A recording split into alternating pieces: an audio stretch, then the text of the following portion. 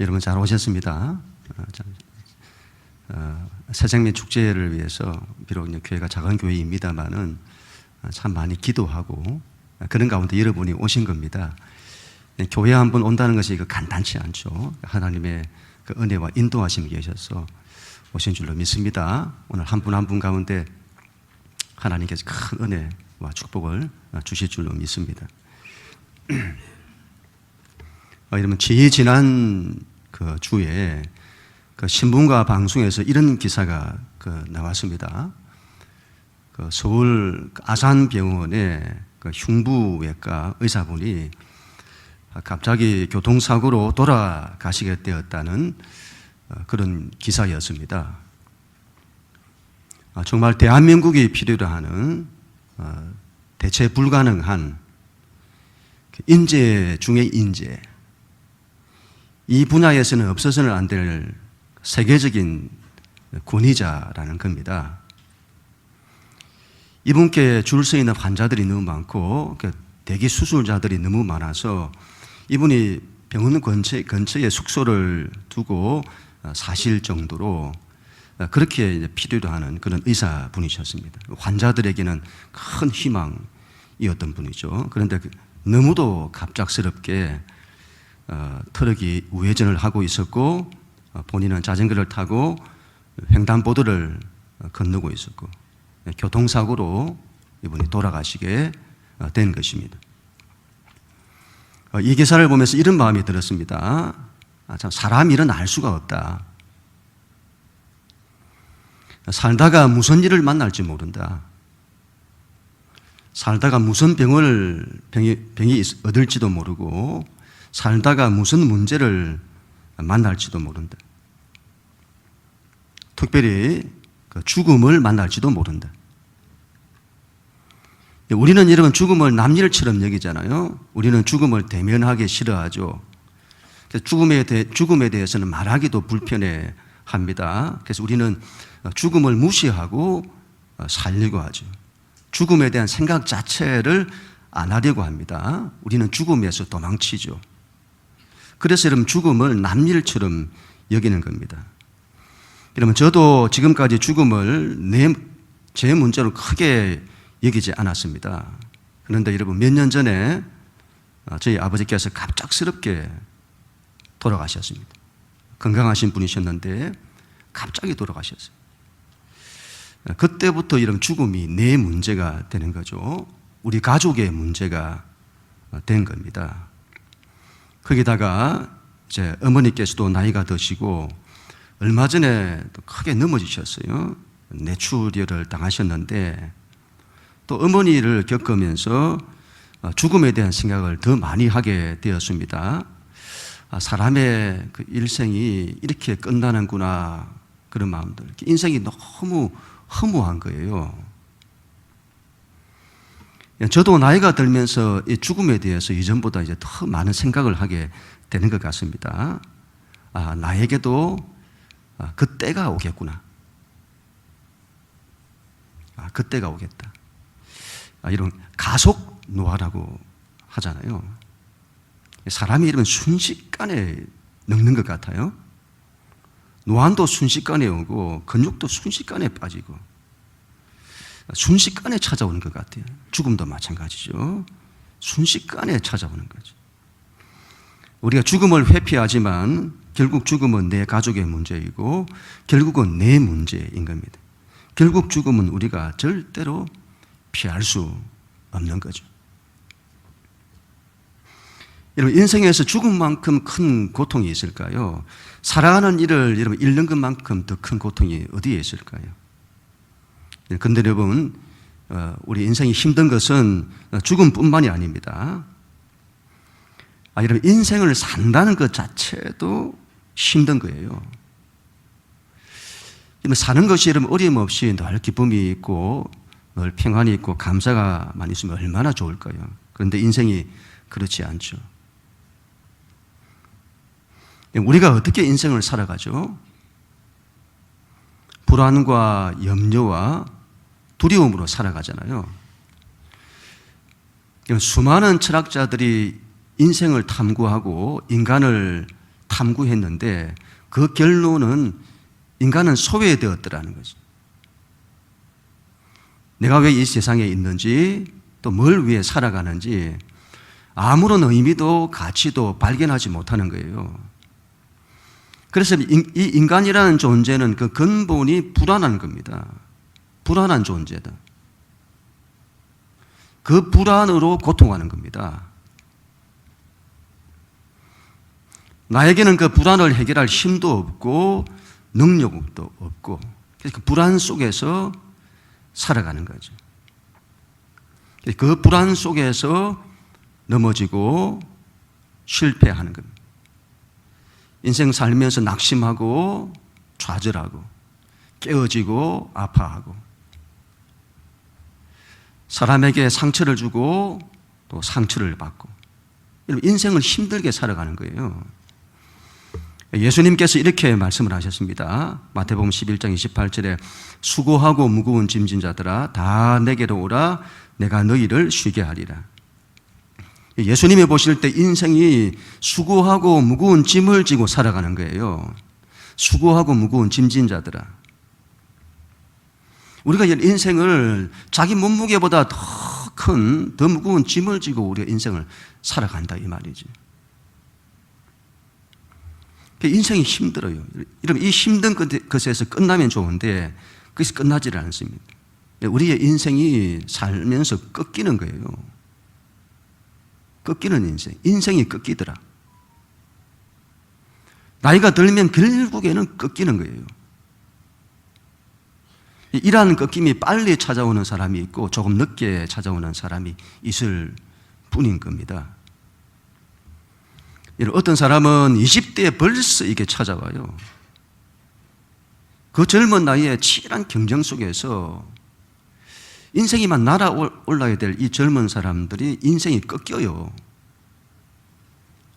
30대에 꺾이기도 하고 50대에 꺾이기도 하고 60대에 꺾이기도 하고, 인생이 꺾이는 거예요. 예수님이 이런 말씀을 하셨습니다. 마태복음 12장 20절에 상하는 갈대를 꺾지 아니하며 꺼져가는 심지를 끄지 아니하기를 심판하여 이길 때까지 하리라. 여러분, 예수님이 보실 때 인생이 상한 갈대인 겁니다. 사람을 여러분 흔들리는 갈대라고 하잖아요. 인간의 약함을 말할 겁니다. 여러분, 인생이 이리 흔들리고 저리 흔들리고 갈대와도 같은 거죠. 그런데 여러분, 그 갈대가 상한 겁니다. 갈대가 상했으니 어디에도 쓸 데가 없는 거죠. 그러니 어떻게 하죠? 그 상한 갈대를 꺾어버리는 거예요. 여러분, 예수님 보실 때 또 인생이 꺼져가는 등불인 겁니다. 등불이 꺼져가는 거예요. 살면서 여러분 점점 더 밝아져야 하는데 점점 더 희미해져 가는 거예요. 점점 더 어두워져 가고 어두워져 가고, 나중에는 아무런 힘도 없고 능력도 없고 소망도 없고 인생의 빛도 없고, 그게 우리의 인생이더라. 우리가 젊었을 때는 이런 말 저런 말을 할 수가 있겠습니다. 그런 약한 소리 하면 안 된다. 그래도 희망을 품고 살아가야지. I can do it. You can do it. 그런데 여러분, 인생이 끝으로 가면 갈수록 그런 말이 아무런 의미가 없어요. 결국 희망 없는 인생으로 끝나는 겁니다. 어머니가 아프시고 난 이후에 그때부터 제가 길을 가다가 볼 때마다 다른 사람이 눈에 들어오는 것이 아니고 전부 연세 드신 분들만 눈에 들어와요. 어머니가 그래서 그럴까요? 그런데 이런 마음이 들었습니다. 이제 저 연세가 되면 뭘 위해 살아가지? 힘도 빠지고 건강도 안 좋아지고 뼈도 약해지고 근육도 빠지고 허리도 굽어지고 걷는 것도 시원찮고 먹는 것도 시원찮고 몸에 안 아픈 곳이 없고,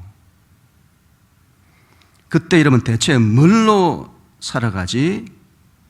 어디에도 희망이 없는데 뭘 위해 사시지?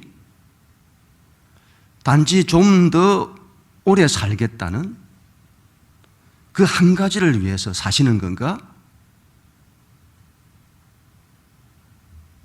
그런 마음이 참 많이 드는 거예요.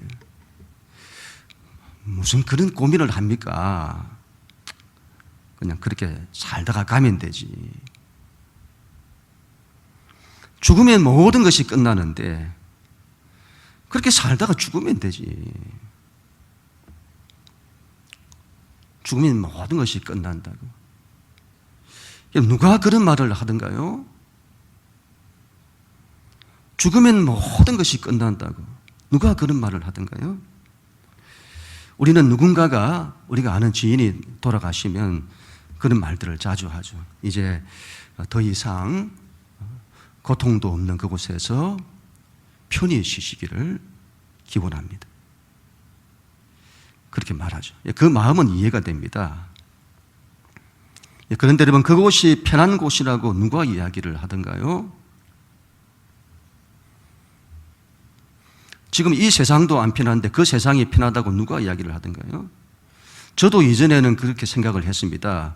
죽으면 모든 것이 무로 돌아간다. 아무것도 없는 상태로 돌아간다. 아마 그런 상태를 아무런 고통이 없다고 말하는 것일지 모르겠습니다. 그런 죽음이 좋지는 않지만 모든 인류가 그 길을 가니 나도 그걸 받아들이는 거지. 여러분, 그런데 성경은 그렇게 말하지 않습니다. 히브리서 9장 27절에 한 번 죽는 것은 사람에게 정해진 것이요 그 후에는 심판이 있으리니. 죽고 난 이후는 반드시 심판이 있다. 그리고 심판 이후에 천국과 지옥이 있다. 마가복음 9장 47절 만일 너의 눈이 너를 범죄하게 하거든 빼버리라. 한 눈으로 하나님의 나라에 천국에 들어가는 것이 두 눈을 가지고 지옥에 던져지는 것보다 나으니라. 마태복음 25장 46절에 그들은 영벌에 의인은 영생에, 영벌 영원한 벌을 말하죠. 의인들은 영생에 들어가리라 하시니라. 그럼 죽으면 모든 것이 끝나는 것이 아니에요. 죽으면 무로 돌아가는 것이 아닙니다. 더 이상 고통도 없는 것이 아니에요. 반드시 심판이 있고 천국과 지옥이 있는 것입니다. 아니 무슨 21세기에 이 과학이 이렇게 발달한 시대에 막 지옥이니 뭐니 무슨 그런 말씀이냐 그렇게 말할지 모르겠습니다만 이건 21세기든 22세기든 상관없이 인간의 일생의 가장 근원적인 문제인 겁니다. 그래서 사람에게는 구원이 필요한 거예요. 이런 인생의 고통에서 벗어날 수 있는 구원이 필요하고 죽음 이후에 나를 지옥이 아닌 천국으로 인도할 구원이 필요한 거예요. 이런 문제는 여러분 우리가 살면서 우리의 인생에 구원이 필요하다고 하는 이걸 알지 못하고 살아가는 거예요. 아, 구원이 필요하구나. 그래서는 구원의 길을 찾는 것이 아니라 여러분 우리가 구원이 필요하다고 하는 이 고통 가운데서 우리를 고통에서 건질 구원이 필요하다고 하는 이걸 자꾸 망각하고 잊어버리려고 하는 거죠. 그렇게 살려고 하는 거죠. 이런 요즘 마약이 지금 우리나라에 큰 사회적 문제가 되고 있잖아요. 왜 사람들이 마약을 할까요? 많은 이유가 있겠습니다만 뭔가가 있는 거예요. 뭔가 고통이 있는 거예요. 뭔가 그들 인생에 허전함이 있는 거예요. 뭔가 채워지지 않는 인생에 공허한 것들이 있는 거예요. 그걸 여러분 행복으로 쾌락으로 자꾸 채우려는 거예요. 왜 사람들이 술을 마시죠? 왜 술을 마실까요? 사는 게 힘든 거예요. 그리고 인생의 근심과 염려를 그 술로서 잠시나마 잊어버리는 거예요.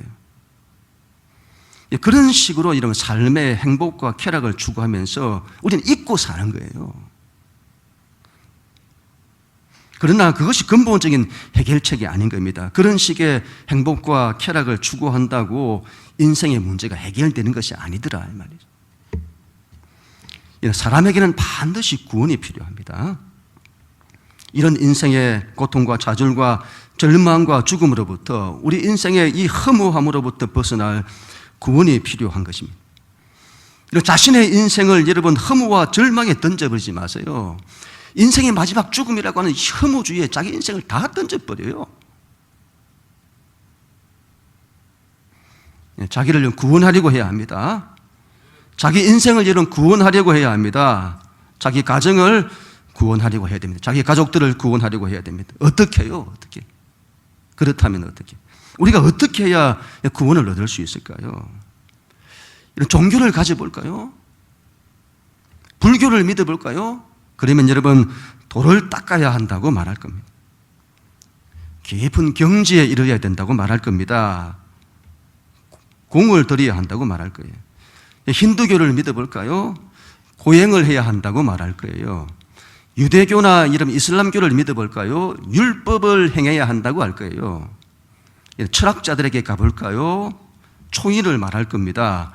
삶의 처세술을 가르치고 성공을 가르치는 사람들에게 가볼까요? 자기를 개발하라고 말할 거예요. 세상의 모든 종교와 철학이 우리에게 말할 겁니다. 네가 해야 한다. 네가 돌을 닦고, 네가 수행을 하고, 네가 선한 일을 하고, 네가 자기를 개발하고, 그렇게 해야 된다. 그렇게 말할 겁니다. 이런 성경 사도행전 3장에 보면 날 때부터 안전뱅이 된 사람의 이야기가 나옵니다. 우리는 그 사람을 통해서 인간이 어떻게 구원을 받는지를 알 수가 있는데 그 사람은 날 때부터 안전뱅이인 거예요. 태어날 때부터. 무슨 말이죠? 평생 한 번도 일어서 보지 못한 사람. 인생이 주저앉아 있는 그 어떤 희망이 없어요. 평생을 좌절과 절망 가운데 살아왔던 사람이에요. 아무것도 할 수 없는 사람인 겁니다. 마치 우리가 인생이라고 하는 이 거대한 고통 앞에서, 죽음 앞에서 아무것도 할 수 없는 우리의 모습을 보는 것 같습니다. 그 사람에게 이렇게 말하는 것과 같아요. 그런 사람에게 네가 노력해야 한다. 네가 이렇게 해야 한다. 자기를 비워야지. 네가 돌을 닦아야지. 네가 수행을 해야지. 네가 선한 일을 해야지. 자기를 개발해봐. 자기를 개발해야지. 좀 더 자신감을 가져. 그런데 이 사람이 날 때부터 안전뱅이라는 것을 기억해야 합니다. 그 스스로 일어설 수 없는 사람이다 이 말이죠. 스스로의 힘으로 할 수 없는 사람이에요. 그런 사람에게 네가 이래야 한다, 네가 저래야 한다. 그런 말은 아무런 의미가 없는 겁니다. 우리는 여러분 우리의 구원을 위해서 내가 뭔가를 해야 한다고 생각을 해요. 내가 이걸 해야 하나? 저걸 해야 하나? 인간은 할 수 있다고 생각을 해요. 인생의 고통의 문제, 죽음의 문제, 이런 문제들을 우리의 힘과 능력으로 해결해야 한다고 생각을 해요. 모든 종교와 철학이 다 그렇습니다. 사람이 자기 힘으로 구원해야 한다고 생각하는 거예요. 여러분, 그렇지 않습니다. 그렇지 않습니다. 저희 어머니를 겪으면서 제가 이런 결론에 이르게 되었습니다. 결국 아무것도 하실 수 없게 되더라. 스스로 일어서실 수도 없고, 스스로 드실 수도 없고, 스스로 대소변을 볼 수도 없고, 스스로 말할 수도 없는 거예요. 손도 올리지 못하시고, 손가락 하나도 드실 수 없는 거예요. 사람의 일생이 결국 그렇게 되는 거예요. 이런 모든 걸 할 수 있다고 말하잖아요. 인간은 할 수 있다고 하잖아요. 그런데 여러분, 인생의 결국을 보면 아무것도 할 수 없는 거예요.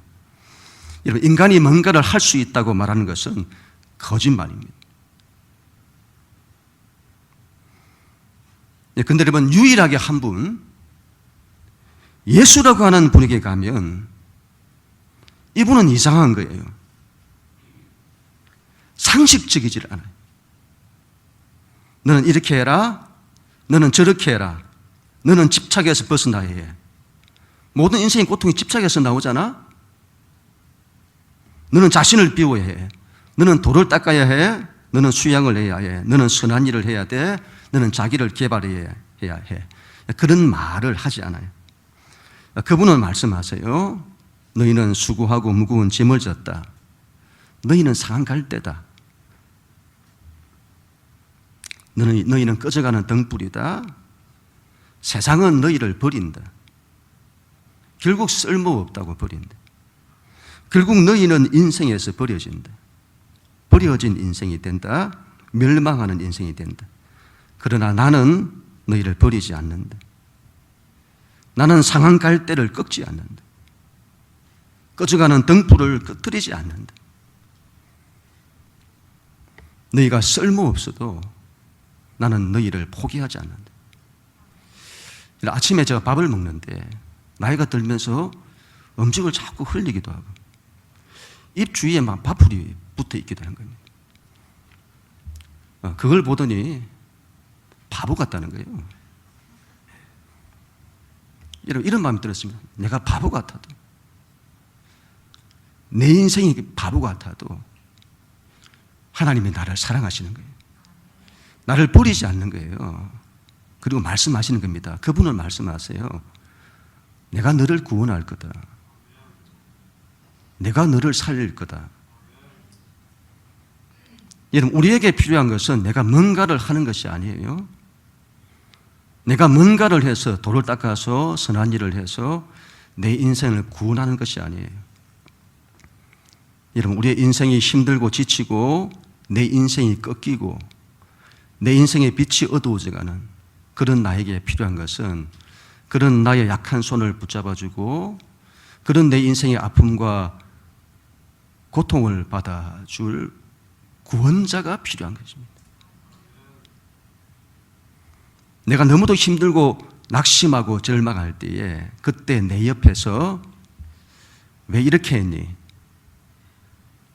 앞으로 이렇게 해라, 이렇게 해야 한다, 저렇게 해야 한다, 그렇게 말하는 사람이 아니라 그런 약한 내 손을 붙잡아 주고 내 지친 어깨를 감싸주고 세상이 다 나를 잊어도 세상 사람들로부터 다 잊혀져도 결단코 나를 잊지 아니하시는 그런 나와 함께 해주시고 그런 나를 일으켜 주시는 구원자가 필요한 것입니다.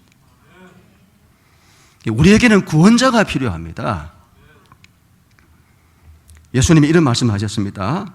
요한복음 14장 6절 예수께서 이르시되 내가 곧 길이요 진리요 생명이니 나로 말미암지 않고는 아버지께로 올 자가 없느니라. 대단한 말씀이죠. 내가 길이다 말하는 거예요. 나 길이다. 진리다. 생명이다. 요한복음 8장 12절 예수께서 말씀하여 이르시되 나는 세상의 빛이니 나를 따르는 자는 어둠에 다니지 아니하고 생명의 빛을 얻으리라. 나는 세상의 빛이다. 요한복음 11장 25절 26절 예수께서 이르시되 나는 부활이요 생명이니 나를 믿는 자는 죽어도 살겠고 무릇 살아서 나를 믿는 자는 영원히 죽지 아니하리니 이것을 내가 믿느냐. 나는 부활이다. 생명이다. 여러분, 이런 말은 사람이 할 수 있는 말이 아니에요. 이 세상 어느 누구도 역사 속에서 있어왔던 어느 누구도 이런 말을 하신 분은 없습니다. 오직 예수만이 이 말씀을 하신 거예요. 이건 하나님만이 하실 수 있는 말이에요.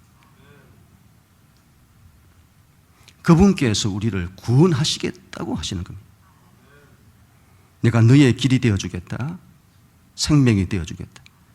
내가 너의 인생의 빛이 되어주겠다. 내가 너를 죽음에서 살리겠다. 우리에게는 이런 그 구원자가 필요한 것입니다. 그렇다면 여러분, 왜 예수를 믿으면 구원을 받는 것일까요? 왜 예수를 믿으면 구원을 받는 것일까요? 그건 다른 데 있지 않습니다. 예수가 죄의 문제를 해결하기 때문입니다. 여러분, 인간의 구원은 사람의 힘에 있지 않습니다. 인간의 구원은 하나님께 있어요. 그래서 우리에게는 여러분 하나님의 힘이 필요한 것입니다. 하나님의 도우심이 필요한 거죠. 이런 죽음의 문제는 사람이 해결할 수 없습니다. 하나님만이 해결하실 수 있는 거예요. 그런데 여러분, 하나님께서 그 하나님이 우리를 도우시고 싶어도 도우실 수 없는 거예요. 왜 그렇죠? 우리의 죄 때문이죠. 죄는 하나님과 우리 사이를 가로막습니다. 그래서 하나님이 우리를 위해서 아무것도 하실 수 없게 만들어요. 우리의 인생에 하나님의 도우심이 함께하기 위해서는 반드시 죄의 문제를 해결해야 합니다. 여러분, 이 세상에 죄의 문제를 해결할 수 있는 길은 없습니다. 이 세상 그 어떤 종교도, 그 어떤 거룩한 성인도, 그 어떤 철학자도, 과학자도 죄의 문제를 해결할 수 없습니다. 이런 죄의 문제는 오로지 예수 그리스도 한 분을 통해서만 해결되는 것입니다. 왜 그렇죠? 왜 그렇죠? 왜 그분만이죠? 여러분, 죄를 어떻게 해결할 수 있을까요? 여러분의 인생의 죄를 어떻게 해결할 수 있죠? 착한 일을 많이 하면 죄가 없어지나요? 이제 그런 질문을 하시면 안 되는 겁니다. 사람을 죽였는데 착한 일 하면 살인죄가 없어지나요? 여러분, 죄의 문제는 사람이 해결할 수 없는 거예요. 성경이 이렇게 말씀합니다. 육체의 생명은 피에 있습니다. 생명이 피에 있으므로 피가 죄를 속하느니라. 그 히브리서 9장 20절에 피 흘림이 없은즉 사함이 없느니라. 이런 죄의 문제를 예수 그리스도께서 해결하시는 거예요. 그분께서 우리가 지은 모든 죄를 당신의 어깨에 다 짊어지시는 겁니다. 그리고 십자가에 돌아가시는 거예요. 하나님의 아들이 우리를 살리기 위해서 당신의 피, 생명을 희생하시는 거예요. 여러분, 죄는 이걸로만 사여지는 겁니다. 요한복음 3장 16절, 하나님이 세상을 이처럼 사랑하사 독생자를 주셨으니 우리를 위해서 독생자 하나님의 아들을 십자가 죽음에 내어주었다 이 말이죠. 이는 그를 믿는 자마다 멸망하지 않고 영생을 얻게 하려 하십니다. 여러분, 죄의 문제는 예수 그리스도의 십자가 외에는 해결할 길이 없습니다. 만약에 여러분 죄의 문제가 아니라면 다른 종교를 믿어도 된다고 말하고 싶습니다. 그러나 죄의 문제라면 반드시 예수를 믿어야 합니다. 죄의 문제를 해결하니 하나님과 우리 사이에 가로막힌 벽이 허물어지는 거예요. 하나님이 우리에게 오실 수 있게 되는 거고 우리가 하나님께로 갈 수 있게 되는 것입니다. 여러분, 예수님이 왜 구원자죠? 하나님을 우리에게 주시는 거예요. 사람의 구원은 하나님만이 하실 수 있는데 예수님께서 그 하나님을 우리에게 주시는 것입니다. 예수 그리스도께로 가야 합니다. 그분께로 가야 여러분 죄의 문제가 해결됩니다. 여러분, 석가에게 가면 죄의 문제가 해결되나? 안 됩니다. 공자에게로 가면 죄의 문제가 해결되나? 안 됩니다. 알라에게 가면 죄의 문제가 해결되나? 안 됩니다. 이건 예수밖에 없는 거예요. 이걸 독단이라고 하면 안 됩니다. 이건 진리인 거예요. 죄의 문제를 해결하고 구원을 받을 수 있는 유일한 한 길입니다. 사도행전 4장 12절에 다른 이로서는 구원을 받을 수 없나니 천하 사람 중에 구원을 받을 만한 다른 이름을 우리에게 주신 일이 없습니다. 네, 여러분, 그리고 그분께로 가야 죽음의 문제를 해결할 수 있습니다. 여러분, 이 세상 어떤 누구도 죽음을 해결한 사람은 없습니다. 이 세상 어떤 이도, 역사 속에 있어 왔던 그 어떤 이도 죽음을 이긴 사람은 없어요. 죽음을 이기고 죽음에서 살아난 사람은 아무도 없습니다. 오직 한 분, 예수 그리스도만이 죽음에서 살아나셨습니다. 죽음을 이기신 분은 예수 그리스도 뿐입니다. 죽음을 이기신 분이 우리에게도 죽음을 이기게 해주시는 거죠. 예수를 믿으면 죄의 문제가 해결됩니다. 죄의 문제가 해결되니 하나님과의 관계가 회복됩니다. 죄의 문제가 해결되니 하나님께서 우리를 구원하십니다. 죽음의 문제를 해결하십니다. 우리 인생이 멸망당하지 않게 하십니다.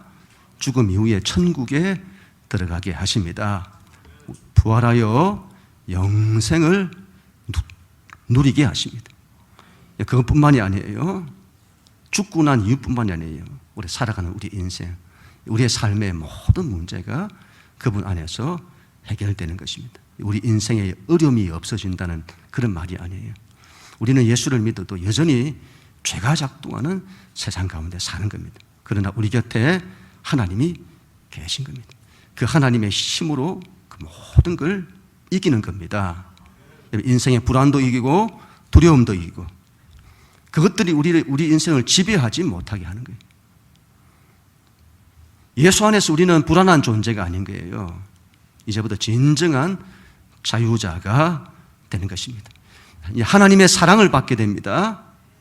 하나님의 사랑 안에서 모든 것이 회복되는 거예요. 인생 살면서 사람에게 받았던 그 수많은 상처와 아픔이 하나님의 사랑을 통해서 회복되는 것입니다. 우리 인생을 일으켜 주세요. 일어나 걸으라. 낙심과 좌절로부터, 실패로부터, 좌절과 절망으로부터 우리를 일으켜 걸을 수 있도록 만들어 주시는 것입니다.